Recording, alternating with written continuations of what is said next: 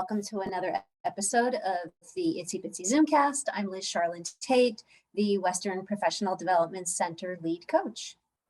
Hi, everybody. I'm Sheila Gould, the Early Childhood Coordinator and Associate Professor of Education at Holyoke Community College. Liz and I are thrilled to continue Season 3 Story Time with HCC Practicum students serving as the guest hosts. So today our guest host is my student, Michaela Scott.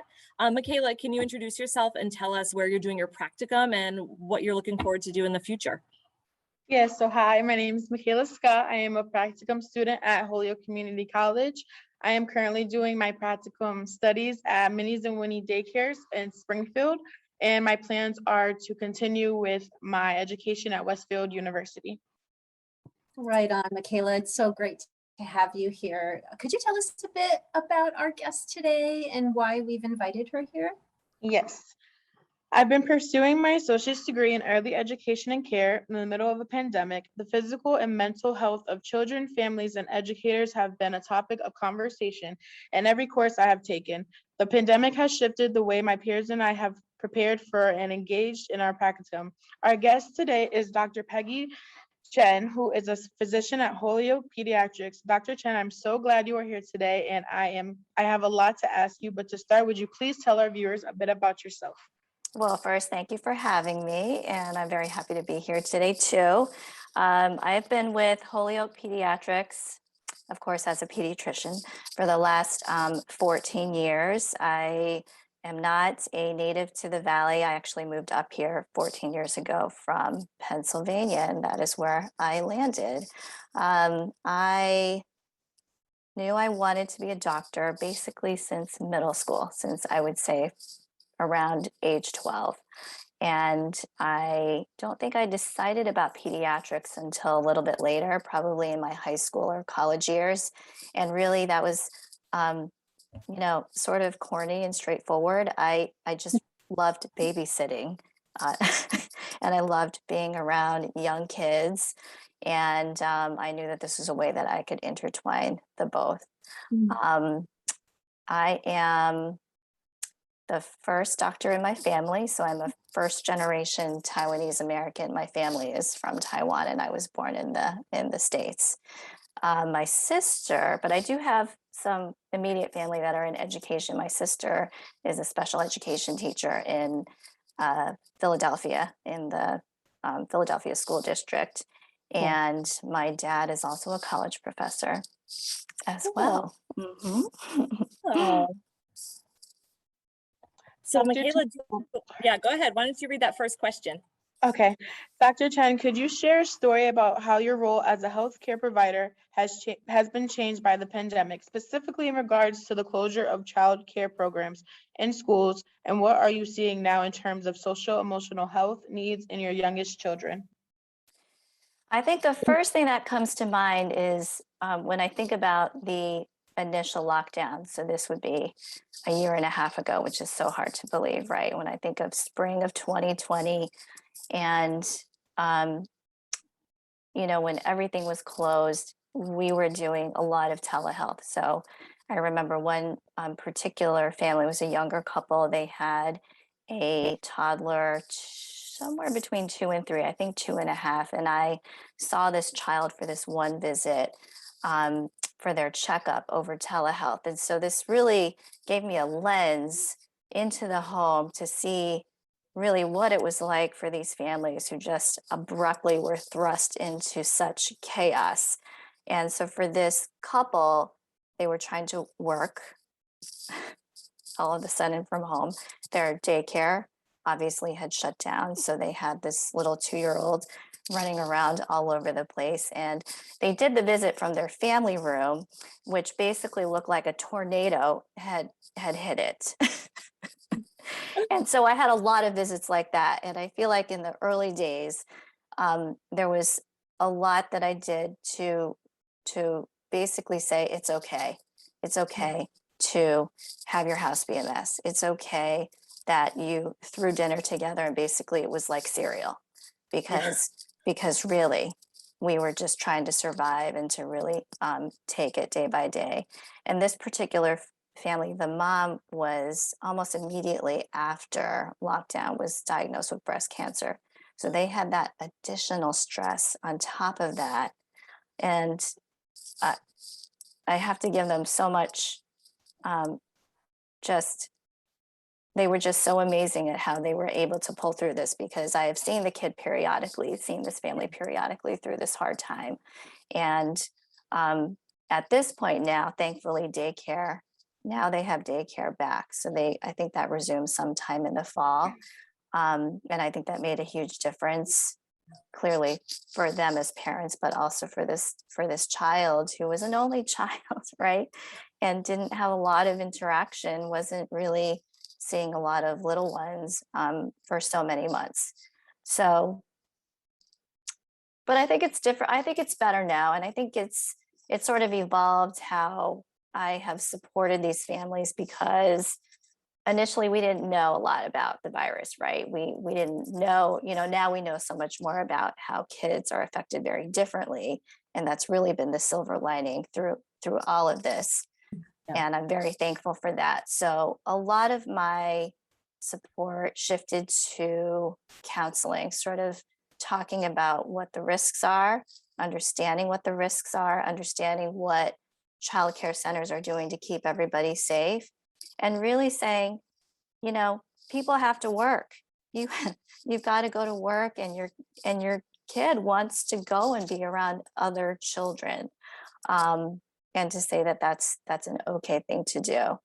And of course, we feel much better about that now that there's vaccine that's out there. And of course, that's been fantastic to be able, pretty much amazing, right? That Yeah. they've been able to do this in the amount of time. Yeah. Such a short amount of time. So.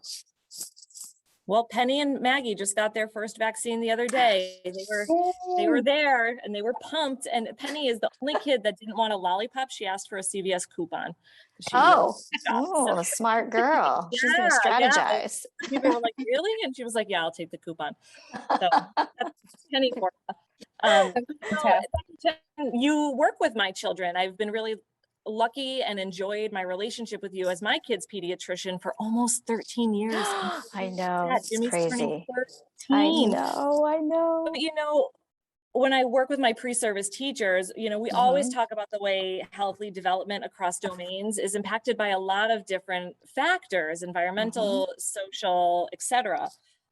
So can you tell us about how you feel quality education and care impacts your work as a pediatrician? So I think for me, I'll bring up an example of a child who actually attended my daughter's preschool, and the director was very communicative with me because he was struggling with some behavior issues. Yeah. And it's so wonderful when there is that communication back and forth, I think directly with a preschool or a daycare center, especially when they're concerned about how a particular child is doing, because we certainly have resources to help kids and to help parents. And that is exactly what happened with this particular patient, who now I think is 11 or 12. I think so we got him help early, and he was one, that I had a suspicion was going to need that help throughout at least the time that I knew him. And that's definitely been the case. It's changed throughout the years. So I think that made a difference clearly for him. Yeah, and having a quality program that's right there to communicate and seek out those resources when they see a child struggling can make a huge difference longitudinally for that child's success. For sure. This really makes me think about how important it is to have communication and relationships between pediatricians and early childhood programs, and the value of it. It's another piece that a family could connect together for that support for their child or for their children. I wanted to ask you if you could share one thing about your work with the early education and care field, what would it be? So in terms of what I think is most important, or Go there. What do you want us to know? I think the biggest thing is to know that what you do is so important for so many different reasons, right? So there's just the immediate what you offer to these children in terms of getting them ready on a whole multitude of levels socially, how to play nice in the sandbox with other kids, how to get Social them learning is our ready, soapbox. right? Yep. How to get them ready for a school, a kindergarten setting. But also I think oftentimes it's for parents, their first introduction into what school is going to be like. Sometimes it's their first separation for that period of time in such a routine way. I know for me, it was like that when my daughter was 2.5 when she started preschool, and I cried, like sobbed all the way from dropping her off to work on that first day. And a lot of that was because she just trotted in there and didn't even turn around. Yeah. It's a secure attachment. You know, there, she you know, basically that's- said, "See ya, Mom. This is so much better than being at home." Right. But also what you do for kids affects what parents are able to do. I think, and then of course, then that's sort of like a domino effect, right? It really is part of a community, and it really is true. It does take a village to raise a child, and early education is such a big piece of that. Michaela, we usually end with fun quotes. Do you want to go to that part? Yes. Yeah. Thank you, Dr. Chen, for being here today. We always end with a quote, and here's one from the ever inspirational Mr. Rogers. There are 3 ways to ultimate success. The first is to be kind, the second is to be kind, and the third is to be kind. We So landed on true. that quote. Yeah, we landed on that quote. You know, Dr. Chen, you've always led with kindness. Every interaction I've ever had with you, you just exude kindness. And in the stories that you shared today, you show such respect for children and families and all the people who touch them and their world. Oh, Michaela's in a room that has a Oh, automatically. My office is like that too. It drives me yeah, nuts. sorry, I should have warned you, Michaela. But, Okay.